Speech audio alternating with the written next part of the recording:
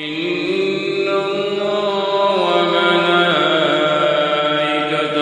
يصلون على النبي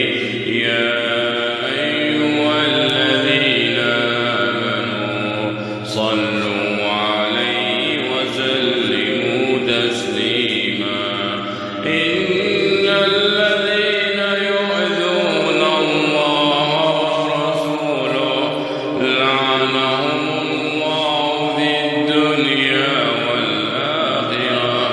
وأعد لهم عذابا مهينا والذين يؤذون المؤمنين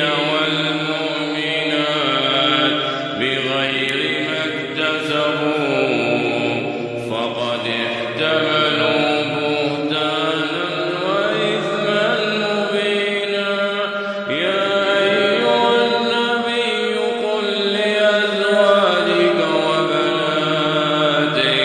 ونساء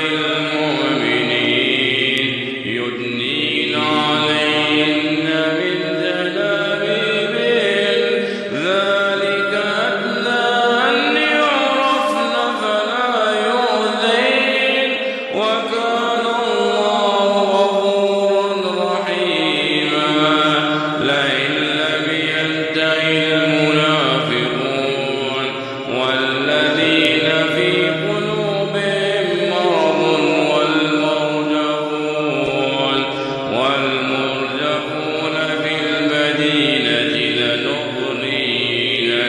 لنغرينك بهم ثم لا يجاورونك فيها إلا قليلا إن الله